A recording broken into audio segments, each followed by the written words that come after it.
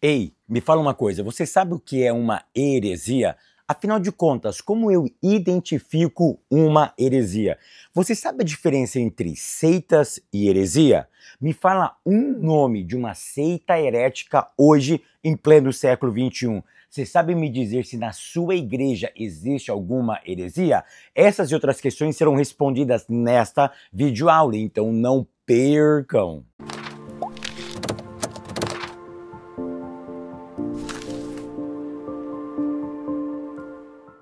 A paz, queridos, que bom estarmos aqui novamente no nosso programa semanal da Escola Bíblica Dominical e hoje para darmos início ao primeiro trimestre de 2025, é isso mesmo. E antes de iniciarmos esse trimestre, eu quero desejar a todos vocês um feliz 2025. Que a boa mão do Eterno continue sobre a sua vida, a sua casa, o seu ministério.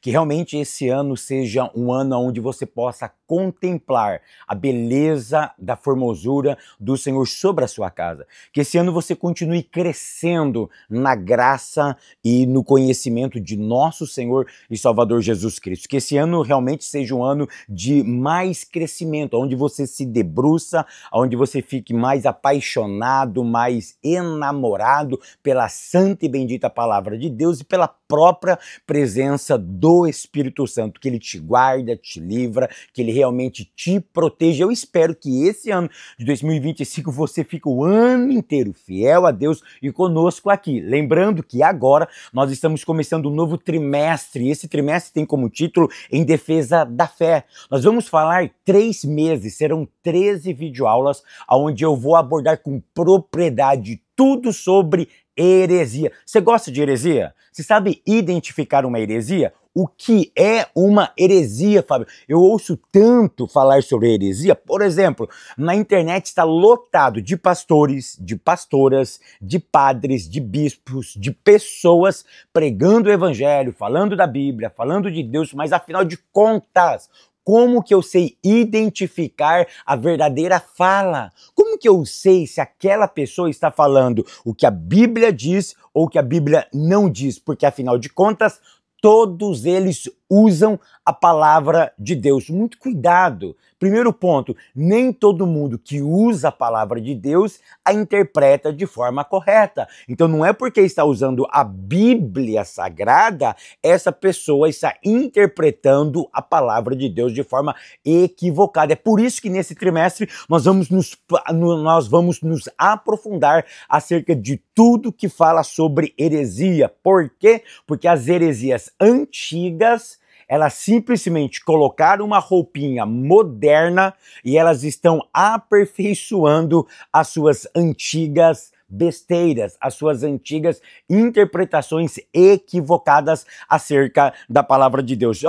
Eu já estava me esquecendo, tá bom? Para quem não me conhece, eu sou o pastor Fábio Segantin. Se você é novo aqui no nosso canal, não perca essa oportunidade, porque desse lado tem o botãozinho vermelho, clica nele e se inscreva. Por quê? Porque todo dia tem vídeo novo no nosso canal. E se você for um inscrito, o YouTube vai lhe avisar quando eu postar algo novo no nosso canal. E não esqueça também de curtir esse vídeo, deixar o seu comentário e de compartilhar, porque isso é muito importante para nós. Vamos lá?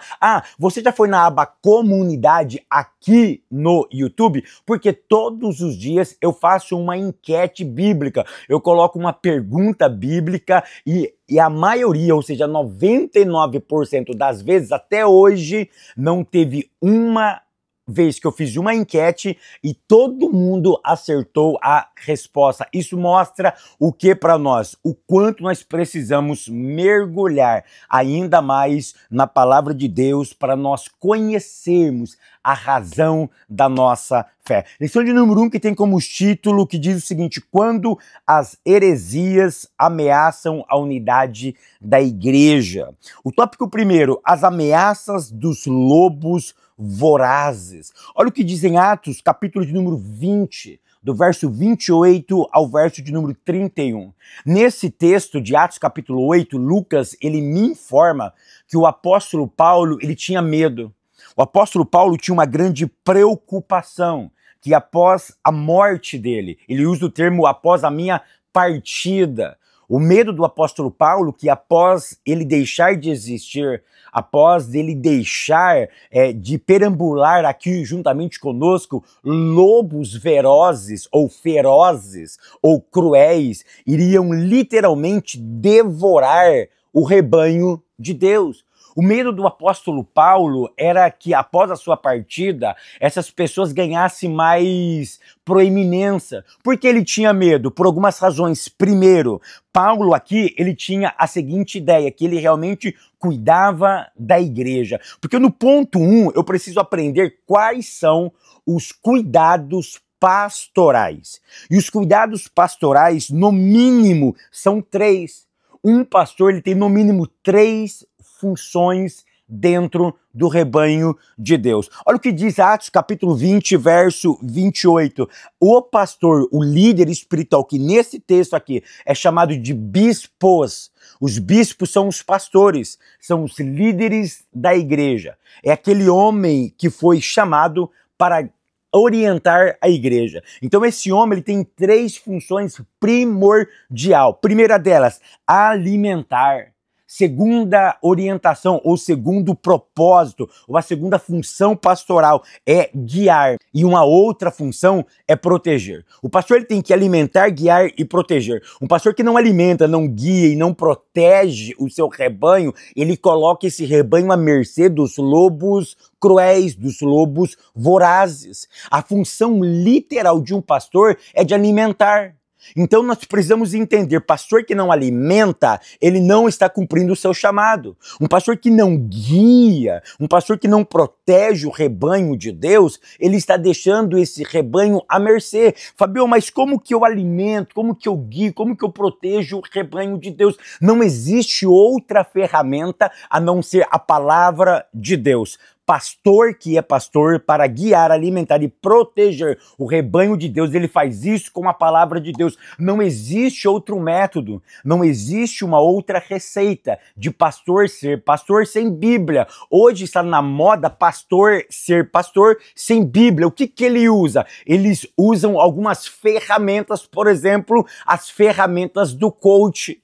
As ferramentas do coach estão entrando de uma forma tão sutil dentro das nossas tribunas que está substituindo a Bíblia por ferramentas de coach. E o problema é que eu não sou contra a ferramenta de coach. O problema é quando ela substitui o evangelho, quando ela substitui a verdade. Se ela substituir a palavra de Deus, ela entra no critério de heresia. Então, a função do pastor primordial é alimentar, guiar e proteger o rebanho de Deus. E ele protege isso justamente quando ele entende os pontos principais da nossa fé cristã. Porque se o assunto aqui é heresia, pastor não pode permitir que as suas ovelhas, tá? Sejam guiadas por heresia. Com o advento da internet, é natural que as nossas ovelhas ouçam muitas heresias, que elas ouçam muitas coisas que está fora da palavra de Deus, mas a função pastoral é alimentar, guiar e proteger o rebanho de Deus.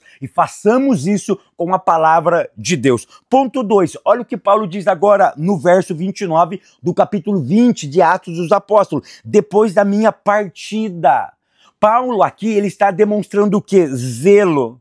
Anota essa, só tem zelo quem tem propósito. Se você não sabe o seu propósito, você não tem zelo. Paulo aqui ele estava com medo, mas esse medo aqui é o medo do zelo. É o medo porque ele já estava percebendo, presta atenção, na época de Paulo, ele já percebia lobos vestidos de ovelhas em cima das tribunas, professores de escola dominicais, professores na internet, no YouTube, no Instagram, no TikTok. Paulo já estava vendo, na época dele já tinham pessoas que usavam as redes sociais, brincadeiras à parte, para ludibriar o povo escolhido. Então o problema de Paulo era o seguinte, olha, eu estou defendendo a fé que uma vez foi me dada, eu estou combatendo as heresias, eu privo ou eu prezo em falar a verdadeira palavra, mas o problema é que tem um bando de lobos cruéis, e o meu medo é que após a minha partida, os homens não se levantam mais como eu me levantei. O que Paulo deixa muito claro aqui é que ele estava posicionado, e o medo dele, o problema dele era o seguinte: e após a minha partida? Será que vai ter homens ainda que vai se posicionar contra esse bando de lobos? Então o problema de Paulo é que ele tinha zelo. E todo mundo que tem zelo, só tem zelo quem tem propósito. E anota essa, todo líder precisa ter esse cuidado. Qual o cuidado? De preservar o rebanho de Deus e não permitir que os lobos cruéis entre dentro do rebanho de Deus. O problema não é simplesmente combatê-los, é identificá-los. Eu vou repetir, o problema de um verdadeiro líder não é apenas combater o lobo, é identificar os lobos dentro da igreja, porque o lobo ele se mistura, o lobo ele se faz de uma ovelha, o lobo ele parece, mas ele não é, ele sempre fica ali sutil, ele sempre é interessante, ele sempre é agradável, ele sempre é simpático, ele sempre vem com uma boa interpretação bíblica e teológica, mas Paulo já se posicionava contra esse tipo de pessoas. E aí eu preciso responder uma outra pergunta, qual é a origem dos falsos mestres? Olha o que diz Atos capítulo 20, o verso de número 30, aonde um falso mestre ele surge. Ele surge, segundo Paulo aqui, ou segundo Lucas, em Atos capítulo 20, verso 30, ele aparece dentro da própria comunidade cristã. É dentro da igreja. É na sua igreja, é na minha igreja, é na nossa comunidade, é no movimento gospel, é dentro da nossa comunidade que vai surgindo os falsos mestres. E para que eles surgem? Por alguns motivos. Nesse texto, o texto diz que eles surgem para atraírem discípulos para si. Todo grande falso, ou todo falso mestre, ou todo grande herético, ele tem uma grande primazia, qual? Nunca atrair pessoas a Cristo, mas trazer pessoas para si. A ideia dele é que ele se promova. A ideia é para amontoar pessoas que o sigam, que sigam a sua ideia. Então, aonde surgem os falsos mestres? Basicamente dentro da sua própria igreja. Por isso que nós precisamos tomar cuidado, porque nem todo mundo que prega a verdade. Nem todo mundo que ensina a verdade. Tem pessoas que estão ensinando, mas estão ensinando heresia. Daqui um pouco nós vamos falar um pouquinho o que é heresia. Então, aonde surge? Dentro da própria igreja. Os falsos mestres não vêm de fora, porque se eles vierem de fora, é fácil identificá-lo, é fácil nós mapeá-los, é fácil nós percebê-lo, mas o problema é quando ele está no meio nosso, quando ele está entre nós. Ele toma ceia, ele canta, ele prega, ele se veste, ele fala bonito, ele é um de nós. Se ele é um de nós, é justamente esse o perigo, era esse o problema que tinha o apóstolo Paulo. Aí eu preciso identificar o seguinte, ou perceber o seguinte: se ele está entre nós, e se ele convive conosco, como que eu identifico eles? Como que eu percebo que ele está entre nós? Aí entramos no ponto 2. Você precisa entender o que é apologética. Fábio, o que é apologética? Coisa muito simples. Ponto 1, definição de apologética. Escreve aí de forma simples, clara e objetiva. Toda pessoa, se você é um apologeta, sabe o que você é? Uma pessoa que defende, uma pessoa que responde e uma pessoa que explica. Se você, por exemplo, chega alguém aí na sua casa hoje, lá no seu emprego, e diz o seguinte: crente não pode beber? Aí essa explicação que você dá para ele é apologética.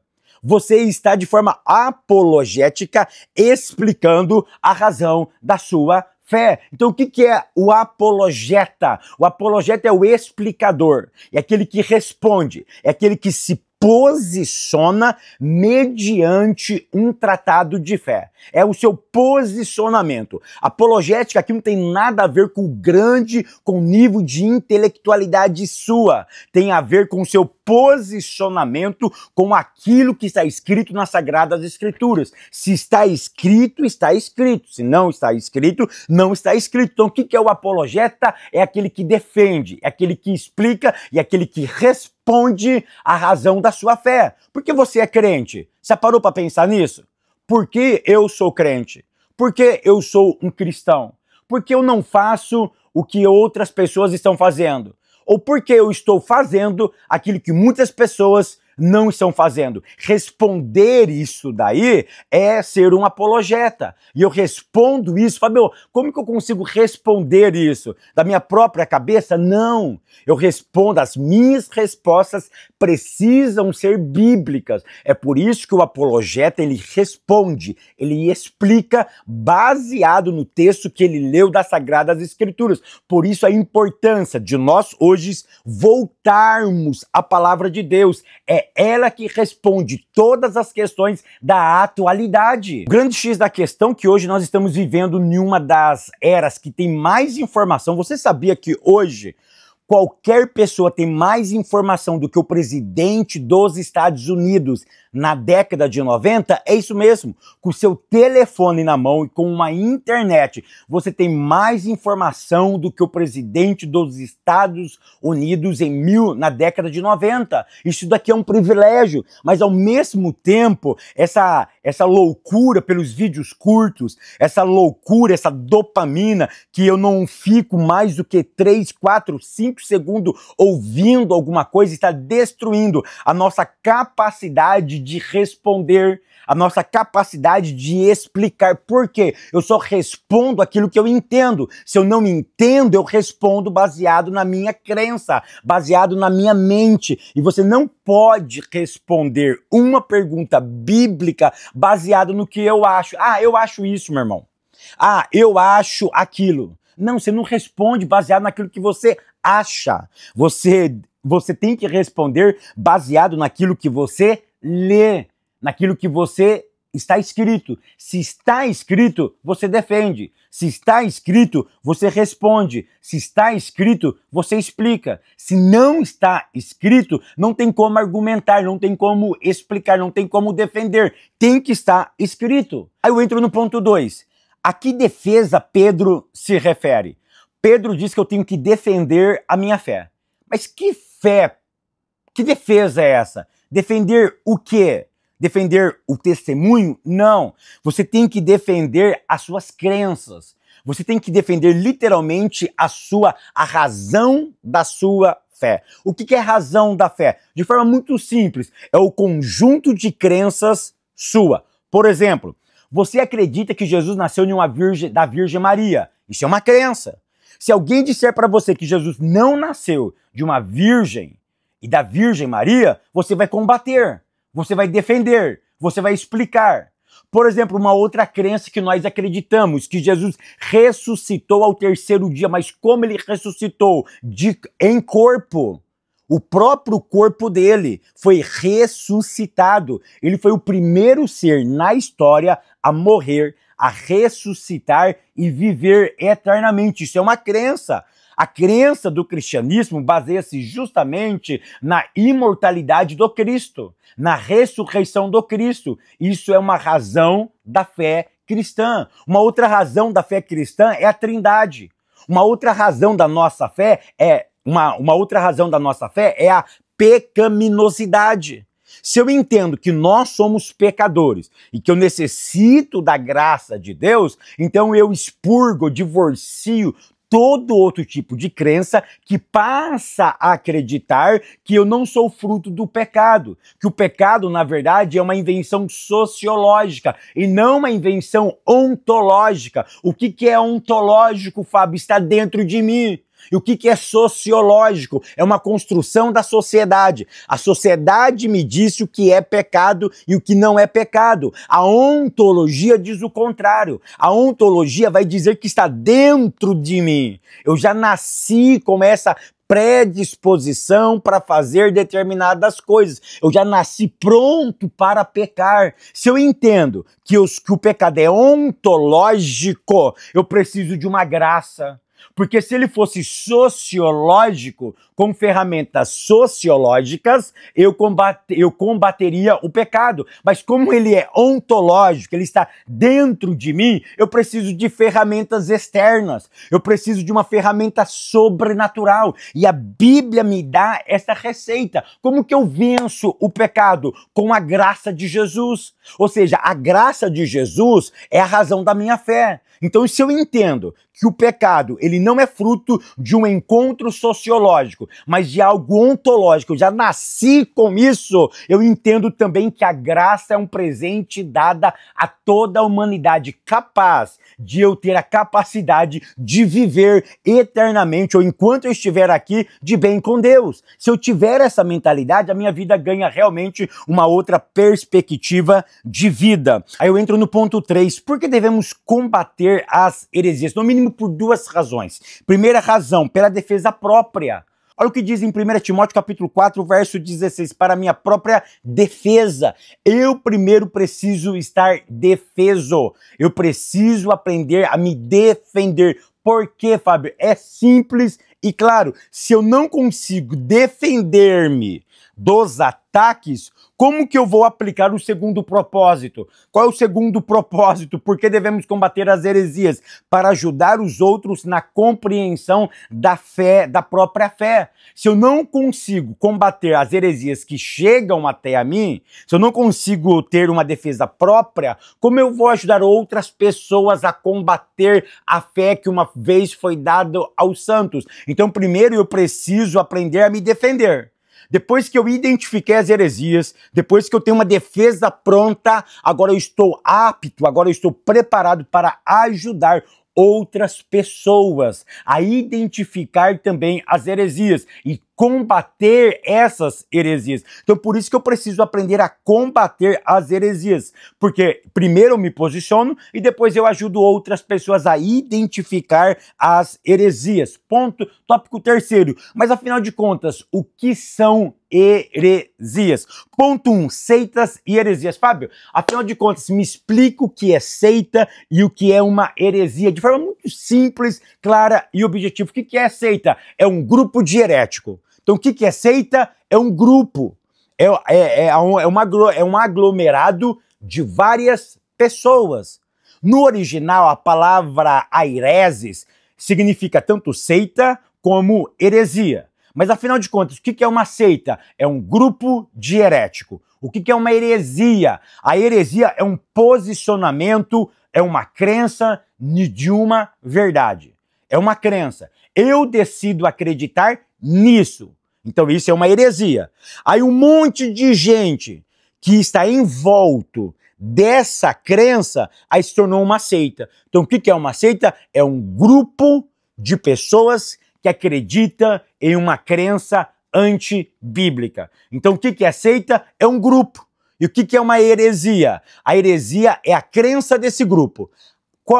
Por exemplo, vamos falar aqui um pouquinho sobre, então, alguns grupos heréticos. No original, a palavra airese significa escolha. Eu escolho seguir isso daqui.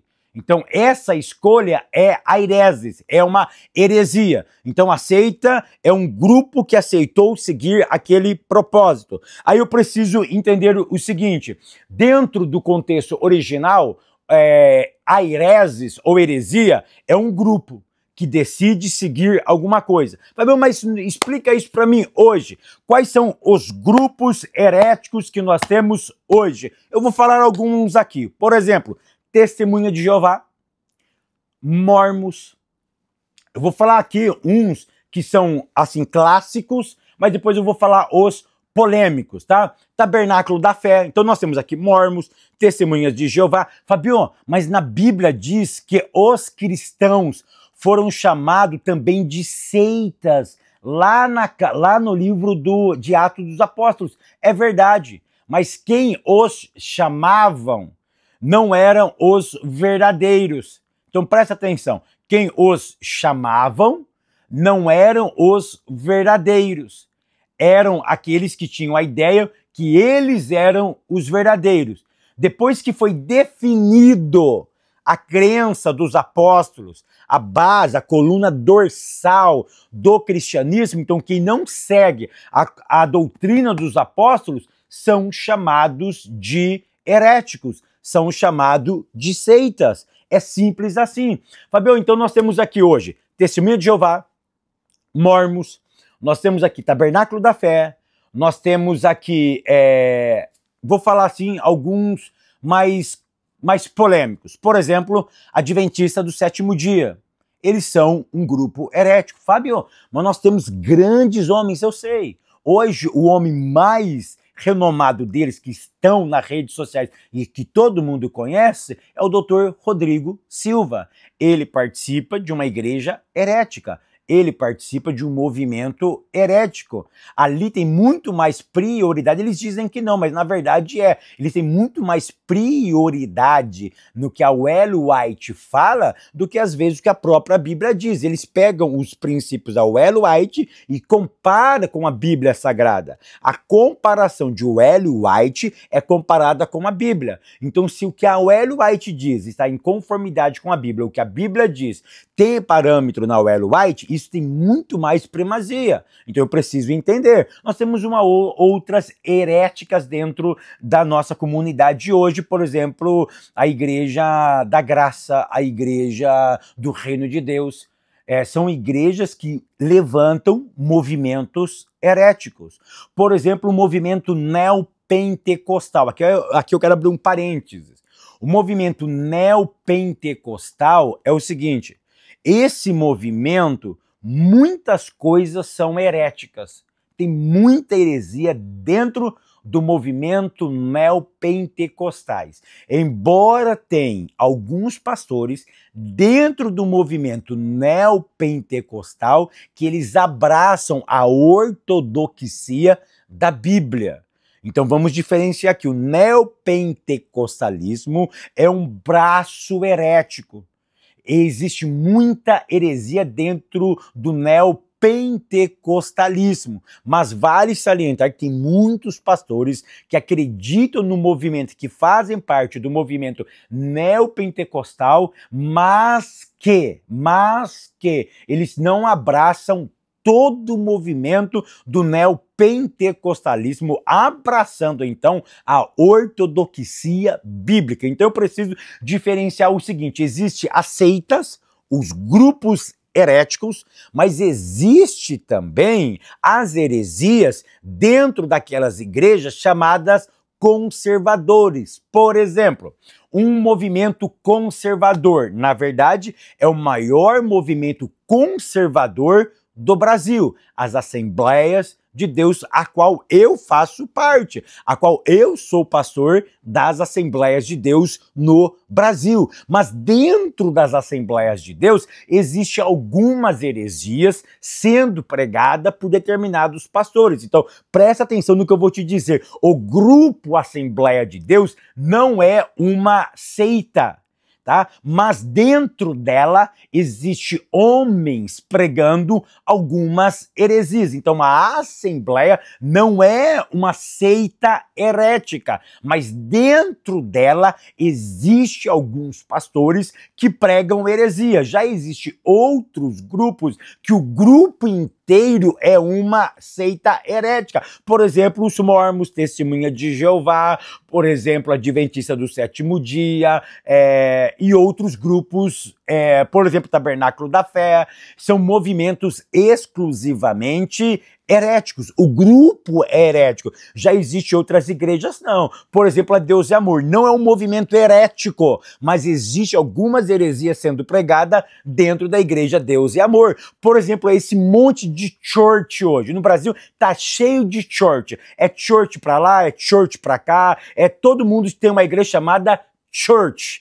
Olha que interessante, paredinha preta, nenhum problema com isso, nenhum problema com isso. Mas olha que interessante, muitas igrejas church, elas são conservadoras, mas tem muitas igrejas também church, né? Porque igreja é church, church é uma palavra em inglês. Sabe como se fala em inglês? Sabe como se fala igreja em inglês?